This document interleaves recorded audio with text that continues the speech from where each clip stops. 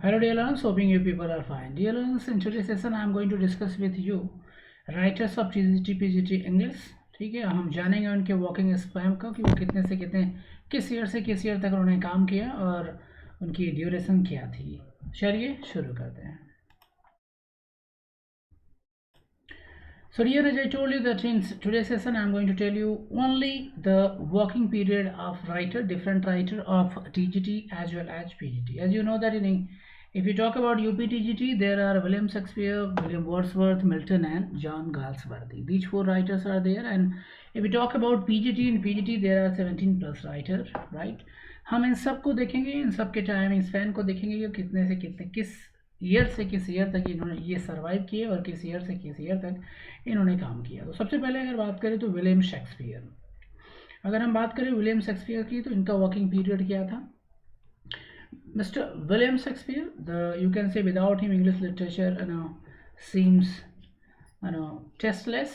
William Shakespeare के बिना जो इंग्लिश लिटरेचर है वो लगता है क्या, टेस्टलेस लगता है. अगर इनकी लाइफ स्पैन की बात करें तो ये 1564 से 1666 का पीरियड इन्होंने तक ये सर्वाइव किए थे और 1616 में ही इनकी डेथ हुई थी. ओके, तो 1564 से लेकर 1666 तक का जो पीरियड है ये विलियम शेक्सपियर का पीरियड है. विलियम शेक्सपियर एलिजाबेथन पीरियड से बिलोंग करते हैं. ठीक है, one of the best period of English literature it is called. ठीक है, उसके बाद क्या है, विलियम वर्ड्सवर्थ है. विलियम वर्ड्सवर्थ का लाइफ स्पैन क्या है, जो विलियम वर्ड्सवर्थ हैं वो विलियम शेक्सपियर से छोटे हैं एज में. ठीक है, कभी कभी क्वेश्चन आ जाता है कि एज वाइज टाइम वाइज कौन सबसे पहले आया कौन सबसे लास्ट में आया. तो अगर ये बातें आपको याद में रहेंगी तो आपको हेल्प मिलेगी सही आंसर चेक करने में.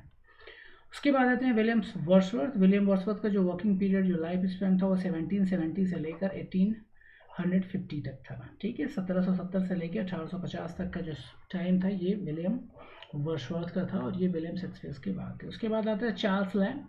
चार्ल्स लैम्ब का जो थर्ड नंबर पे है वो कौन है, चार्ल्स लैम्ब. चार्ल्स लैम्ब का जो लाइफ स्पैन है वो 1775 से स्टार्ट होता है 1834 में ख़त्म हो जाता है. ठीक है, चार्ल्स लैम्ब का जो लाइफ स्पैन है वो 1775 से स्टार्ट होता है और 1835 में ख़त्म हो जाता है. उसके बाद कौन आता है, जॉन किट्स. जॉन किट्स का नंबर है 4. जॉन किट्स का डेट ऑफ ईयर क्या है, 1795 से लेकर ये 1821 तक काम करते हैं. ठीक है, 1795 से लेकर 1821 तक का समय जो है जॉन किट्स का है. उसके बाद आता है पर्सी वेसी शेली, पीवी शेली जिसको शॉर्ट में बोलते हैं. देखो जो पीवी शेली हैं वो जॉन किट्स से पहले आते हैं. ठीक है, जॉन किट्स से पहले आते हैं. जॉन किट्स का जो जन्म ईयर है, जो बर्थ ऑफ ईयर है वो 1795 है, जबकि पीवी शेली का क्या है 1792 है. पीवी शेली 1792 से 1822 तक थे.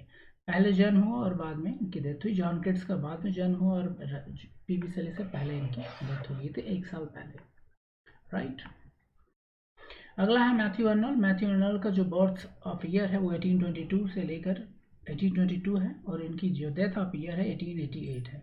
मतलब 1822 से लेकर 188 तक का जो टाइम है ये मैथ्यू अर्नल्ड की लाइफ का टाइम है.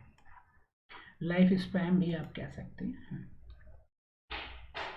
मैथ्यू अर्नल्ड के बाद आता है चार्ल्स डिकन. चार्ल्स डिकन को देखते हैं. चार्ल्स डिकन का जो टाइम स्पैन है वो 1812 है, 1812. ये मैथ्यू अर्नल्ड से भी पहले आए थे.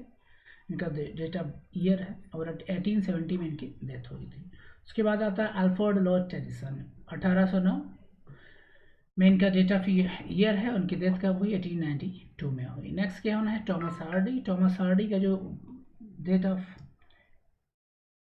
बर्थ ईयर है वो 1840 है और 1840 है और डेथ ईयर जो है 1928 है. मतलब मॉडर्न टाइम में मरे थे कौन, Thomas Hardy.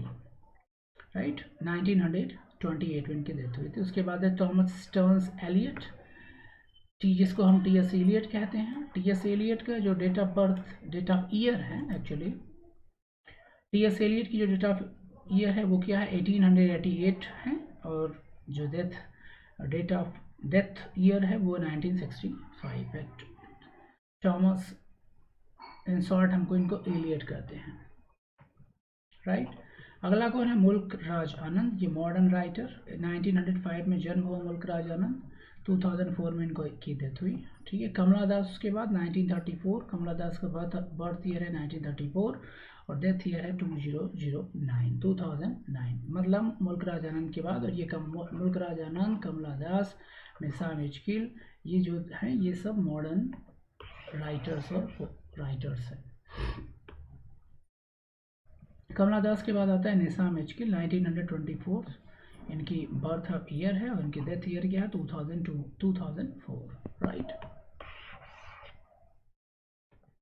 What is next? Robert Lee Frost के बारे में आपको पता ही होगा। रॉबर्ट ली फ्रॉस्ट का जो बर्थ ईयर है वो 1874 है और डेथ ईयर 1962 है। वर्ल्ट वाइटमैन का जो बर्थ ईयर है वो 1819 है। एंड